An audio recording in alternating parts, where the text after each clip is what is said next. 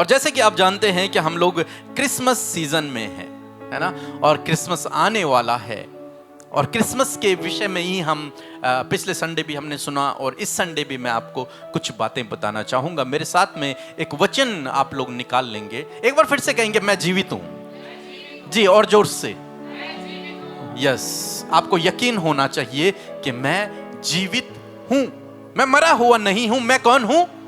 जीवित हूं। यूहन्ना रचित सुसमाचार उसका 10 अध्याय और 10 पद। यदि जिसके पास बाइबल है वो बाइबल निकाल सकता है, और जिसके पास नहीं है वो अपने फोन में पढ़ सकता है, और जिसके पास वो भी नहीं है वो सुन सकता है। जी, क्या लिखा है? जी, क्या लिखा है? हाँ,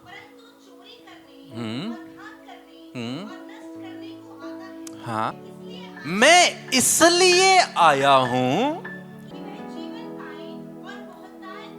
हाँ, ये यीशु मसीह का एक सेंटेंस है। यीशु मसीह ने इस बात को कहा कि मैं इसलिए आया हूं कि वे जीवन पाएं और बहुतायत का जीवन पाएं। इस वचन पर आज हम मेडिटेशन करेंगे। एक बार मेरे साथ में बोलेंगे, मैं इसलिए आया हूं ताकि वे जीवन पाएं और बहुतायत का जीवन पाएं। यीशु इसलिए आया ताकि हम जीवन पाएं और बहुतायत का जीवन पाएं। जी, यीशु इसलिए आया ताकि मैं जीवन पाऊं और बहुतायत का जीवन पाऊं। जी, यीशु मसीह के आने का उद्देश्य यह है। 3 बातें मैं आपको इस वचन से समझाऊंगा। पहली बात, यीशु क्या कह रहे हैं? मैं क्या कह रहे हैं? मैं इसलिए आया, मैं इसलिए आया। और मैं शब्द जब हम देखते हैं, जब आप बाइबल पढ़ने वाले यदि आप लोग हैं, तो मैं केवल सर्वशक्तिमान ईश्वर अपने नाम बताते हैं कि मेरा नाम मैं हूं। मूसा कहता है कि प्रभु परमेश्वर तेरा नाम क्या है? तो सर्वशक्तिमान ईश्वर जिसने धरती आकाश सब कुछ बनाया, वो कहता है मेरा नाम मैं हूं है। और यीशु कह रहे हैं कि मैं इसलिए आया, मीन्स स्वयं सर्वशक्तिमान परमेश्वर इस धरती पर उतर आया। मैं इसलिए आया हूं, ठीक है। पहली बात यह है, इस पर हम मेडिटेट करेंगे कि परमेश्वर प्रभु यीशु मसीह कह रहे हैं कि मैं इस धरती पर इसलिए आया। अपना कारण बता रहे हैं आने का। अब स्वयं मैं इस बात को कह रहे हैं, मीन्स स्वयं ईश्वर इस बात को कह रहा है। उसने किसी दूत को नहीं भेजा। चाहता तो किसी स्वर्गदूत को भेज सकता था, लेकिन नहीं। वो चाहता तो किसी मनुष्य को ही चुनकर इस काम को कर सकता था, लेकिन नहीं। मैं हूं ने सोचा कि मैं स्वयं जाऊंगा। क्या किया? मैं हूं ने, जो सर्वशक्तिमान ईश्वर है उसका नाम मैं हूं है, मैं हूं ने सोचा कि मैं स्वयं जाऊंगा। मीन्स यीशु स्वयं परमेश्वर है और उन्होंने खुद ये डिसीजन लिया कि मैं स्वयं जाऊंगा। तभी बाइबल कहती है कि वचन देहधारी हुआ। क्या हुआ? वचन मीन्स परमेश्वर, देहधारी मीन्स उसे शरीर धारण किया। परमेश्वर ने शरीर को, मनुष्य शरीर को धारण किया। वचन देहधारी हुआ और हम मनुष्यों के बीच में उसने क्या किया? डेरा किया। मीन्स वहां रहा। कौन? सर्वशक्तिमान परमेश्वर, ईश्वर जिसे हम कहते हैं। वो ईश्वर, वो परमेश्वर इस बात को कहता है कि वो देहधारी हुआ, उसने एक मनुष्य शरीर धारण किया और तब वो इस धरती पर आया और मनुष्यों के बीच में रहा। मीन्स जो बच्चा जिसकी हमने पिछले संडे बात की, वो कौन है? स्वयं परमेश्वर है, स्वयं सृष्टि करता है। और सृष्टि करता इस बात को कह रहे कि मैं इसलिए आया। समझ गया आप मेरी बात को? ओके। दूसरा पॉइंट जो हम यहां पर पढ़ते हैं क्या है? वह जीवन पाए। वह मीन्स है आप और मैं, दुनिया के लोग। ओके, जीवन पाए, इसका मतलब क्या पहले हमारे पास जीवन नहीं था? यीशु मसीह को आए हुए तो अभी 2000 साल ही हुए हैं, ठीक है, और धरती चल रही है हजारों साल पहले से, तो क्या जीवन नहीं था? यीशु कह रहे हैं मैं आया ताकि वे जीवन पाए। तो क्या उससे पहले जीवन नहीं था? क्या जानवरों में जीवन नहीं है? क्या पेड़ पौधों में जीवन नहीं है? पेड़ पौधों में जीवन है, जानवरों में 2000 साल पहले भी क्या था? जीवन था। हम सब मनुष्यों में जीवन पाया जाता है। लेकिन यीशु कह रहे हैं कि मैं इसलिए आया हूं, सर्वशक्तिमान ईश्वर कह रहे हैं कि मैं इसलिए आया ताकि वे लोग, ये संसार के लोग क्या पाएं? जीवन पाएं। तो क्या पहले जीवन नहीं था? एक सवाल मन में उत्पन्न होता है। अगर यीशु के आने के बाद जीवन यीशु लेकर के आए हैं, तो उससे पहले क्या था? एक अलग प्रकार का जीवन के बारे में हम लोग थोड़ा समझने की कोशिश करेंगे। जब मैंने कहा कि आदम के अंदर, उस पहले मनुष्य के अंदर परमेश्वर ने जीवन का श्वास फूका, अपनी आत्मा को परमेश्वर ने उसके अंदर डाला, उसके बाद वो उसके अंदर जीवन था। क्या था? जीवन। उस मनुष्य के अंदर क्या था? जीवन था। और वो मनुष्य जब चला इस धरती पर, और उसकी पत्नी, दोनों हस्बैंड वाइफ, और उन्होंने कुछ परमेश्वर के विरोध में कुछ गलत कर दिया। और जब उन्होंने परमेश्वर के विरोध में कुछ गलत किया, तब उस समय उनसे वो जीवन जो उनके अंदर था, वो जीवन उनसे चला गया।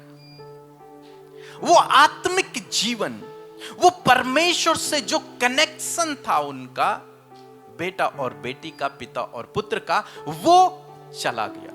समझ रहे हैं? आज्ञा उल्लंघन के द्वारा। अब जितने भी लोग उसके बाद जिए, उनके अंदर ये नॉर्मल वाला जीवन तो था, लेकिन वो आत्मिक जीवन, वो परमेश्वर के साथ वो जीवित रिलेशन उनका नहीं था, क्योंकि वो टूट चुका था।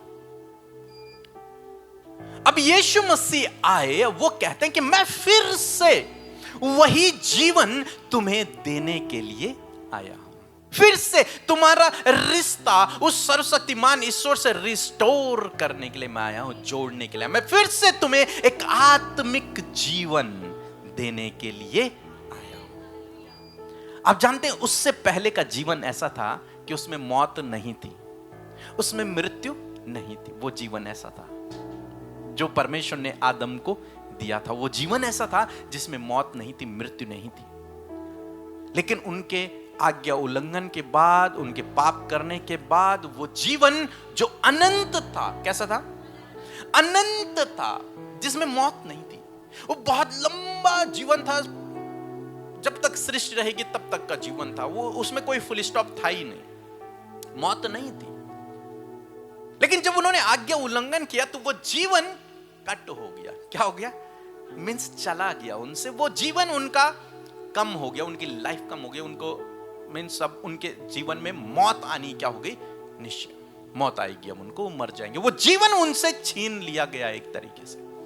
लेकिन यीशु कहते हैं अब मैं स्वयं इस धरती पर आया हूं और इस काम के लिए आया हूं ताकि वो जीवन, कौन सा? वो अनंत वाला जीवन, वो जो पहले था, वो जीवन मैं तुम्हें वापस दूं। मैं इसलिए आया हूं ताकि वे जीवन पाएं, आप और मैं जीवन पाएं। पर कौन सा जीवन? वो लंबा वाला जीवन, मीन्स अनंत काल वाला जीवन, वो हमेशा की जिंदगी वाला जीवन, जिसमें मौत नहीं है। तीसरी बात यहां पर वचन में लिखा है कि बहुतायत का जीवन। एक कहा मैं जीवन देने आया, और दूसरा कहा बहुतायत का जीवन। कहो बहुतायत का जीवन। बहुतायत मतलब बहुत अधिक, यूं कहें ओवरफ्लो जिसे कहते हैं, ओवरफ्लो। आप जानते हैं जब हम नल के नीचे बाल्टी लगाते हैं और उसे भरते हैं तो वो भरती चली जाती है। जब वो भर गई और उसके बाद वो बहने लगती है, समझ रहे हैं ना, बहने लगती है, तो वो है बहुतायत का जीवन। जो न केवल हमसे बल्कि हमसे भी बहने लगे, वो है बहुतायत का जीवन। जैसे आपने देखा एक तालाब होता है, और तालाब में पानी क्या होता है, स्टोर होता है। पानी में जीवन पाया जाता है, स्टोर रहता है। और एक नदी होती है जो बहती ही रहती है, बहती ही रहती है, वो कभी खत्म ही नहीं होती। बहुतायत का पानी है वहां, वो बहता ही रहता है, वो कभी रुकता नहीं। तो ऐसा जीवन प्रभु यीशु मसीह आपको और मुझे देने के लिए आए। पहला जीवन देने आया हूं, और दूसरा बहुतायत का जीवन, एक ऐसा जीवन जो ओवरफ्लो हो। इसीलिए भजनकार कहता है कि मेरा कटोरा उमड़ रहा है। मीन्स परमेश्वर इतना दे रहा है कि वो उमड़ रहा है, वो छलक रहा है अब बाहर। तो प्रभु यीशु मसीह कहते हैं कि मेरे आने का जो उद्देश्य है इस धरती पर, वो ये है ताकि मनुष्य जीवन को पाए, वो अनंत जीवन को पाए। समझ रहे हैं मेरी बात को? मरने के बाद भी उसे एक जीवन मिले, इसलिए मैं आया हूं, इस जीवन को देने के लिए आया हूं। और दूसरा, एक ऐसा जीवन देने आया हूं जो बहुतायत का होगा, जो कभी समाप्त नहीं होगा, जिसका कभी अंत नहीं होगा, जो बहता ही रहेगा। ऐसा जीवन देने मैं आया हूं। वो जीवन ऐसा है मानो भजनकार कहता है कि यहोवा मेरा चरवा है, मुझे कोई घटी नहीं होगी। उस जीवन में जो बहुतायत का जीवन है, उस जीवन में कोई घटी कमी नहीं है, किसी चीज की कमी नहीं होगी। परमेश्वर आपको ऐसा बनाएगी यहां भी और वहां भी कि आपसे ओवरफ्लो होगा। समझ रहे हैं मेरी बात को? आपसे क्या होगा? ओवरफ्लो होगा। आप पे इतने फल लगेंगे, बहुतायत के फल लगेंगे कि दूसरे लोग खाकर उन्हें तृप्त होंगे। आपको परमेश्वर ऐसा ओवरफ्लो करेगा कि आपके द्वारा लोग आशीषित होंगे। एक बहुतायत का जीवन यहां भी और वहां भी। साधारण जीवन नहीं। साधारण जीवन तो सारी दुनिया जी रही है, लेकिन प्रभु कह रहे हैं बहुतायत का जीवन। और मेरा मानना है प्रभु यीशु मसीह हमें इस धरती पर भी वो बहुतायत का जीवन देने आए, और स्वर्ग में तो देंगे ही, बाद में तो हम पाएंगे ही, लेकिन इस धरती पर भी जीवन और बहुतायत का जीवन। हम देखते हैं एक बार यीशु मसीह एक पहाड़ पर हैं, और यीशु मसीह के साथ में यीशु मसीह के चेले हैं। तभी यीशु मसीह क्या देखते हैं कि एक बहुत बड़ी भीड़ प्रभु यीशु मसीह के पास आ रही है। वो 5000 से अधिक लोग थे।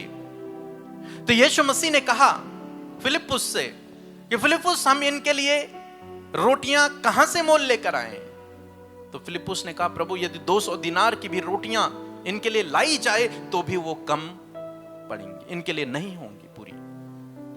तभी एक और चेला आया और उसने कहा, प्रभु यहां पर एक बच्चा है जिसके पास 2 रोटियां, 2 मछलियां और 5 रोटियां हैं। और उस बच्चे ने अपनी वो 5 रोटियां 2 मछलियां प्रभु के हाथों में दे दी, और प्रभु ने प्रार्थना की, और वो ऐसे मल्टीप्लाई हुई, ऐसे बड़ी वो मछलियां, वो रोटियां ऐसे बढ़ने लगी कि 5000 से ज्यादा लोगों ने भोजन खाया। ये हो गया जीवन, सबने खा लिया। लेकिन बहुतायत का जीवन ये है कि 12 टोकरियां बच गई। Hallelujah, hallelujah. ये है बहुतायत का जीवन। जहां आप तृप्त हैं लेकिन फिर भी आपके पास बहुत है, जहां आप संतुष्ट हैं लेकिन फिर भी आपके पास बहुत है। वो एक ऐसी शांति, एक ऐसा आनंद आपको देगा कि आपके पास कई बार कुछ नहीं है लेकिन आप बहुत खुश हैं, बहुत आनंदित हैं। संसार की दृष्टि में कुछ नहीं है लेकिन आप आनंदित हैं, आप खुश हैं, आप मग्न हैं, आपकी दुनिया ही अलग है। यह है बहुतायत का जीवन। ये जीवन देने के लिए वो इस धरती पर आया। नहीं तो आप अन्य लोगों को देखेंगे, उनके पास बहुत कुछ है लेकिन तब भी परेशान हैं, तब भी चिंता में हैं, तब भी निराश हैं। लेकिन मसीह लोगों को अगर आप देखेंगे, उनके पास शायद कुछ ना हो लेकिन वो फिर भी आनंदित हैं, फिर भी खुश हैं, फिर भी मग्न हैं, फिर भी आशीषित हैं। कारण क्या है? क्योंकि उनको प्रभु यीशु मसीह ने बहुतायत का जीवन दिया है। हालेलुया। तो 3 बातें हम लोग देखते हैं। पहली बात, यीशु स्वयं परमेश्वर होकर इस धरती पर आए हमारे बीच में। उनके आने का उद्देश्य यह था ताकि मनुष्य जिसको मरना जरूरी है, उसकी मजदूरी है मृत्यु, उसे वो मृत्यु नहीं बल्कि मृत्यु से जीवन दे। हालेलुया। जीवन देने के लिए प्रभु यीशु मसीह आया, और न केवल छोटा सा जीवन बल्कि बहुत बड़ा लंबा जीवन देने के लिए, बहुतायत का जीवन देने के लिए। और न केवल वहां बल्कि यहां भी। और उस जीवन को हम अपने प्रैक्टिकल लाइफ में देखते हैं। आनंद, खुशी, शांति, प्रेम और आशीषों के रूप में। हालेलुया। आइए हम लोग प्रार्थना करेंगे। प्रभु यीशु मसीह, मैं आपका धन्यवाद करता हूं प्रभु, क्योंकि आप इस धरती पर स्वर्ग छोड़कर हमारे लिए इस धरती पर आए प्रभु। स्वयं आप हमारे लिए आए। आपने किसी दूत को नहीं भेजा, आप स्वयं देहधारी हुए, आप स्वयं मानव रूप में प्रभु आप इस धरती पर आए ताकि हम मनुष्य जीवन को पाएं, ताकि हम लोग जो मौत के करीब जा रहे थे, जिनमें वो आत्मिक जीवन नहीं था, जिनका परमेश्वर के साथ में कोई संबंध नहीं था, उनका संबंध परमेश्वर से जुड़ जाए, वो जीवन को पाएं, और एक ऐसा जीवन जो बहुतायत का जीवन है। धन्यवाद करते हैं प्रभु। प्रार्थना है प्रभु, जितने भी लोग यहां पर बैठे हैं, जो तुझ पर भरोसा करते हैं, आपने जिनको जीवन दिया है प्रभु, होने पाए खुदावन कि उनके जीवन में वो शांति, वो सुख, वो प्रेम, वो आनंद आप दें प्रभु। वो बहुतायत का जीवन आप उन्हें इस धरती पर जीने में सहायता और मदद करें प्रभु। वो जान सके इस बात को कि वो स्वतंत्र हैं, वो फ्री हो चुके हैं, उन पर दंड की आज्ञा अब नहीं है, वो सीधे मृत्यु में नहीं बल्कि जीवन में प्रवेश कर चुके हैं। वो इस बात को समझें और इस बहुतायत के जीवन को इस धरती पर ही जीना शुरू करें प्रभु। होने पाए खुदावन कि इनके पास इतना हो प्रभु जो ओवरफ्लो हो पिता। आप ऐसे सोर्सों को इनके लिए तैयार करें प्रभु, ताकि जो कुछ इनके पास हो वो फ्लो होने लगे, ओवरफ्लो होने लगे प्रभु। इनके द्वारा हजारों लोग, इनके आसपास के लोग, इनके रिश्तेदार सब आशीषित होने पाए खुदावन, क्योंकि इनके पास वो बहुतायत का जीवन है, इनके पास वो बहुतायत का जीवन है। धन्यवाद करते हैं। सारी आदर और महिमा आपको देते हुए प्रार्थना प्रभु यीशु के नाम से मांगते हैं। आमीन, आमीन।